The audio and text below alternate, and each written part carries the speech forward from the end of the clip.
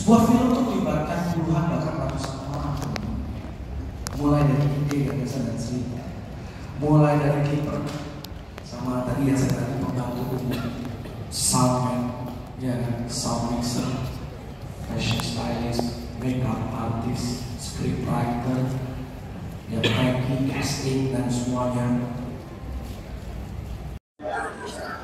Halo Tribuners, Wakil Menteri Kebudayaan Giring Ganesa menceritakan bagaimana proses lagu ikoniknya atau lagu hitnya, salah satu lagu hitnya yaitu Laskar Pelangi bisa dirilis di industri musik Indonesia, di mana lagu Laskar Pelangi itu menjadi soundtrack dalam film Laskar Pelangi yang tayang beberapa belas tahun lalu, yang juga melambungkan nama band Nidji di industri musik Indonesia.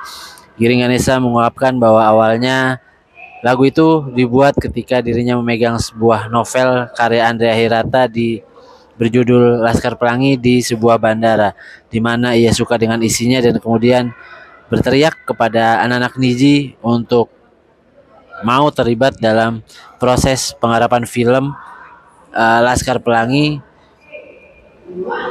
dan Nidji harus mengisi original soundtrack ya. Tak lama kemudian Giring pun diajak bekerja sama oleh Mira Lesmana yang menggarap film Laskar Pelangi.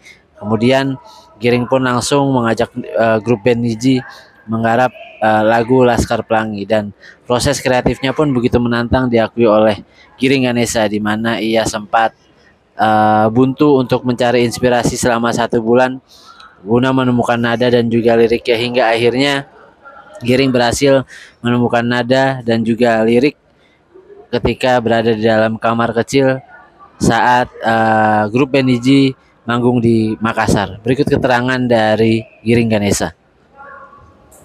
Saya ngomong bahwa, guys, pokoknya kalau buku ini dijadiin film, kita yang harus isi soundtracknya. Ini teman-teman saya kayak,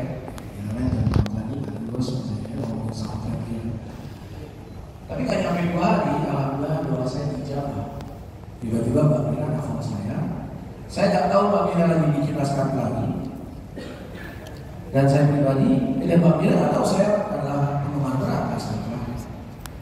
Dia nelfon, terus dia nanya, lagi ngapain? Habis tur Mbak. Oh, Mbak Mira lagi ngapain? Lagi di Belitung. Nah, ngapain di Belitung? Lagi bikin Laskar Pelangi. Laskar Pelangi, oh, saya baca bukunya, saya suka banget bukunya. Mau nggak bisa sampai? Ya mau. Jadi habis doanya langsung dijawab, langsung buat, dan proses pembuatannya nggak mudah karena kita waktu itu lagi di tengah tur, jadi kita harus cari setiap kali ke kota-kota, kita harus mencari studio kosong, dan kita harus jamming di sini. Dan kita jamming di Surabaya, dan saya ingat sekali kata, dan saya sudah punya visualnya seperti apa, lagunya harus dominan gitar akustik, dan saya sudah membayangkan lagu itu di tengah padang rumput yang kuning. Karena waktu itu belum ada footage-nya. Terus saya bilang, kata-kata yang saya usul ini, makanya kata mimpi adalah kunci kita melakukan ini itu notasi pertama dan yang pertama muncul. Tiba-tiba mentok lagi, yaitu ref-nya kadang-kadang sama sebulan ya. Nyoba bikin ref sekali nggak dapat, ref 2 kali nggak dapat. Terus waktu itu di Makassar, tempat yang Marlina, ya kan? Di Makassar saya lagi di WC. Tiba-tiba saya ingat momen ketika mereka lomba nari dan mereka datang. Saya lihat menarilah dan terus tertawa walaupun dunia tidak singgah-singgah. So saya langsung dapat. Nah, notasinya saya keluar.